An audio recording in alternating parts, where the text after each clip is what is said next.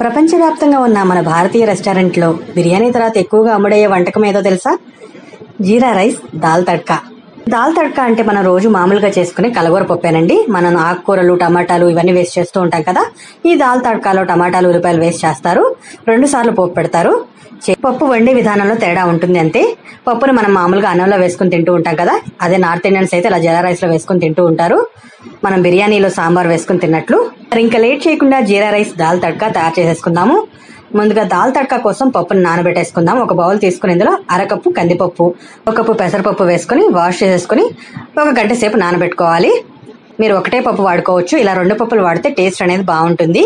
అలాగే రైస్ ను కూడా తీసుకుని నానబెట్టేసేసుకుందాము. నేను ఇక్కడ బాస్మతి రైస్ వాడుతున్నానండి. మీరు కావాలనుకుంటే మామూలు సోనా మసూరి రైస్ అయినా కూడా వాడుకోవచ్చు. 1 గంట తర్వాత పప్పును ఉడికించుకుందాము. పప్పులో 1 కప్పుకి 3 కప్పులు చొప్పున వాటర్ వేసుకోవాలి. అలాగే కొద్దిగా పసుపు వేసేసుకుని కుక్కర్ లో పెట్టేసుకుని ఉడికించుకుందాము. 3 to 4 విజిల్స్ వచ్చేంత వరకు ఉడికించుకోవాలి. ఈ దాల్ తడ్కాలో ముందే పప్పును ఉడికించేసుకుని ఆ తర్వాత తిరగమాత పెట్టుకుని తిరగమాతలో టమాటాలు, ఉల్లిపాయ ముక్కలు అన్ని వేసుకుని మళ్ళీ ఉడికించుకుంటాము. చూడండి, ఇక్కడ పప్పు అనేది ఉడికిపోయింది. ఒకసారి మెత్తగా మెదిపేసుకుందాము.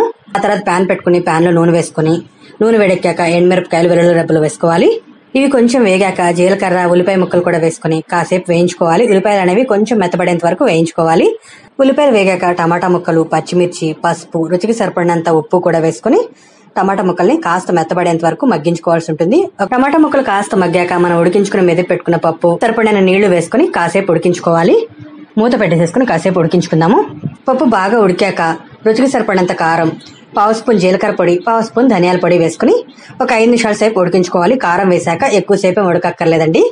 ఒకసారి మిక్స్ చేసేసుకుని కొంచెం దగ్గరకు వచ్చేంత వరకు ఉడికించేసుకుందాము. చివరిలో దించే ముందు కొత్తిమీర, కరివేపాకు వేసేసుకుని ఒకసారి మిక్స్ చేసేసుకుని స్టవ్ ఆఫ్ చేసేసుకోవడమే.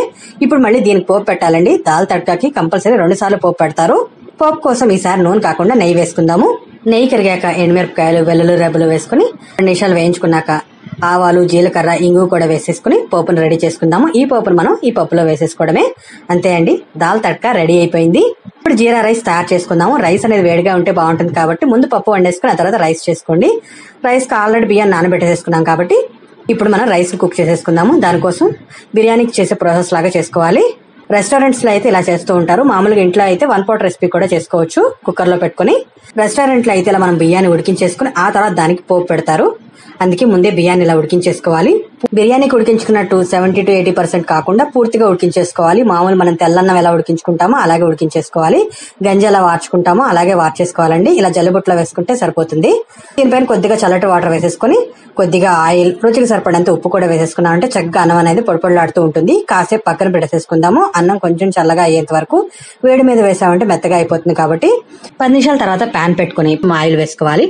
అలాగే 1 స్పూన్ నెయ్యి కూడా వేసుకుని ఇప్పుడు ఇందులో జీలకర్ర, షాజీరా, అలాగే మిరియాలు కూడా వేసుకోవాలి. 5 నిమిషాలు వేయించుకోవాలి. మంచి సువాసన వచ్చేంత వరకు వేయించుకోవాలి. నేతిలో జీలకర్ర అనేది బాగా వేగాలి. అప్పుడే జీరా రైస్ అనేది రుచిగా ఉంటుంది. ఇందులో ఎలాంటి మసాలా దినుసులు వేయరండి. అలాగే సన్నగా కట్ చేసి పెట్టుకున్న ఉల్లిపాయ ముక్కలు కూడా వేసుకుని వేయించుకోవాలి. ఉల్లిపాయలు అనేవి బ్రౌన్ కలర్ వచ్చేంత వరకు వేయకూడదండి. లైట్ గా పింక్ కలర్ లోకి వచ్చి కొంచెం మెత్తబడితే సరిపోతుంది. ఇలా వేగాక ఇప్పుడు ఇందులో మనం ఉడికించుకుని పెట్టుకున్న రైస్ వేసుకోవాలి. రైస్ కొంచెం చల్లారాక వేసుకుంటేనే బాగుంటుంది. చూడండి, ఇక్కడ మెతుకు అతుక్కోకుండా పొడిపొడిలాడుతుంది. ఇలా ఉండాలి. రైస్ వేసుకున్నాక ఒకసారి మిక్స్ చేసేసుకుందాము. ఉప్పు అనేది మీ టేస్ట్ తగినట్లు అడ్జస్ట్ చేసుకుని వేసుకోండి. మన రైస్ ఉడికాక వేసాం కాబట్టి చూసుకొని వేసుకోండి. చివరిలో దించే ముందు కొద్దిగా కొత్తిమీర వేసేసుకుని స్టవ్ ఆఫ్ చేసేసుకున్నట్లయితే మన జీరా రైస్ రెడీ అయిపోయింది. జీరా రైస్ లో పుదీనాకు, కరివేపాకు లాంటివి వేయరండి, కొత్తిమీర మాత్రం వేస్తారు. చూసారు కదా, ఈ రోజు మన వంటకాయలైన జీరా రైస్, దాల్ తడ్కా రెడీ చేసేసుకున్నాము.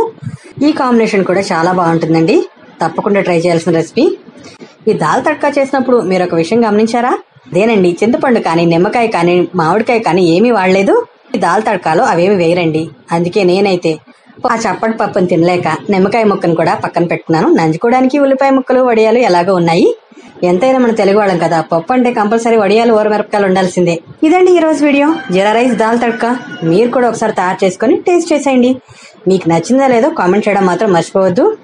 వీడియో నచ్చితే like, share, grand mass kitchen డైరీని సబ్స్క్రైబ్ చేసుకోవడం మాత్రం మర్చిపోవద్దు.